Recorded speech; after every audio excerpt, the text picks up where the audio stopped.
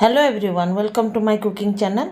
चलो आज गोटे रेयर कॉम्बिनेशन रो तरकारी बनाया सी भी बहुत ही स्वादिष्ट लगे खाया को आ मो हजबैंड कर एटा समस्त पसंदीदा तरकारी तो कुंदूरी आ पणस मंजीर राई। तो एक प्रथमे आम कढ़ई रे तेल देकरी मुझे सोरिष तेल रे ही बनाऊँगी।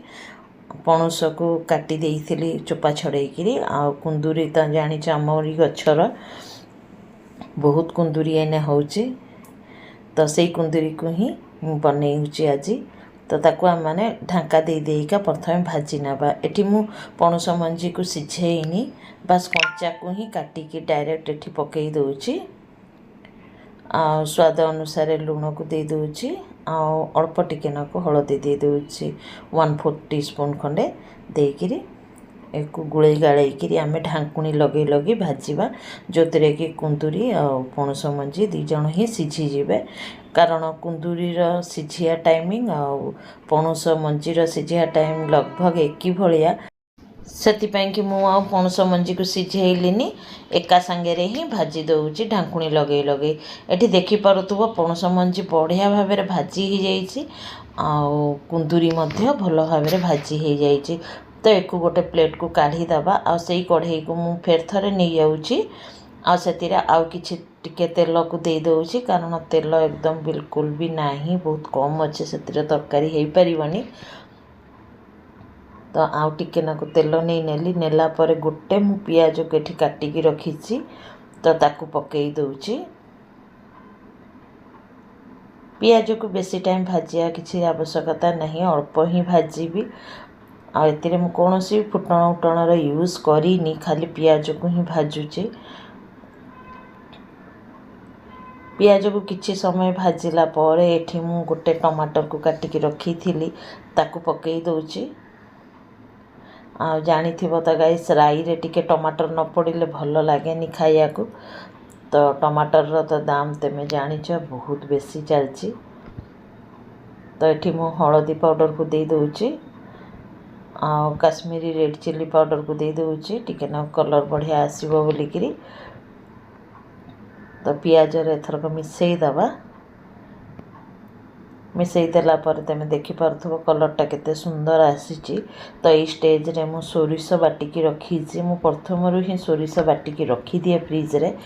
तो एठी सोरिष आ आधा चामच खंडे जीरा आ रसुण 5-10 पाखुड़ा आ कंचा लंका को मुझे बाटिकी रखी देइची।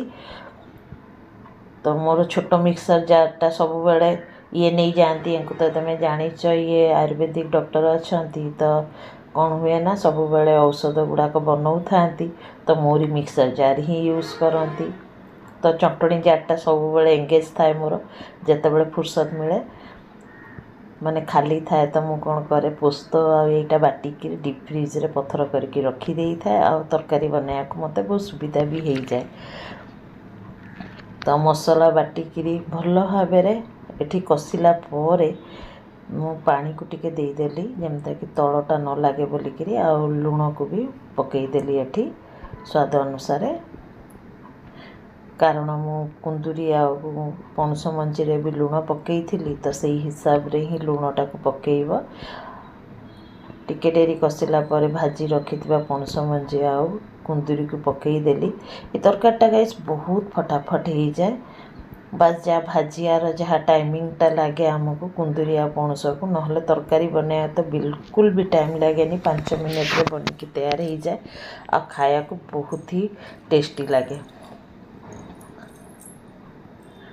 तो ये देखिपार तो मु अल्प टिके पानी भी दे देइछि देकरी भल भाव में कषि नौची पूरा टिके ना सुखिला सुखिला भाया हुए पानीटा को मारिदबा आम ये देखिपार पानी लगभग पूरा मरी जाइए। तो आमर तरकारी पूरा पूरी तैयार हो जाइए। तो चलो फटाफट से प्लेटिंग भी करदबा आम। एठी देखि परथुवा मु प्लेटिंग करी सारी ए तरकारी सांगे तुम भात सांगे भी खाई पार रुटी सांगे भी खाई पार। तो वर्षा होउथला जेहेतु कई भात खाया को खोजिलेनी तो मुझे गरम गरम परोटा बनै देइछि आ सतरे कहूछि गाइस ए परोटाटा माने प्लेटिंग करनी ମୋ ପୁଅ ମାନେ ଏଇ ତରକାରୀ ତ ଖାଇବେନି, ତେଣୁକି ତାଙ୍କ ପାଇଁ ଆଳୁ ପରଟା କରିଥିଲେ ତ ରୁଟି ସାଙ୍ଗରେ କାହିଁକି ଦେଖେଇବି ପ୍ଲେଟିଂ, ଆଳୁ ପରଟା ସାଙ୍ଗରେ ଦେଖେଇ ଦେଉଛି ମୁଁ ଏଠି ଭଲ ଦେଖାଯିବ ବୋଲିକିରି। ଖैର ଆଜି ରୁଟି ହିଁ ବନେଇଛି ଆମମାନଙ୍କ ପାଇଁକି, ଛୁଆମାନଙ୍କ ପାଇଁକି ଆଳୁ ପରଟା ବନେଇଛି। ଯଦି ଭିଡ଼ିଓଟା ଭଲ ଲାଗିବ ଗାଇସ୍ ତ ଲାଇକ୍ କମେଣ୍ଟ ସେୟାର କରିବା ଆଉ ସବସ୍କ୍ରାଇବ୍ କରିବାକୁ ଭୁଲିବନି ଯେତେ ବି ନୂଆ ସାଙ୍ଗମାନେ ଦେଖୁଛନ୍ତି। Okay guys, bye bye, take care, be safe guys, and ଜୟ ଜଗନ୍ନାଥ। Thanks for watching.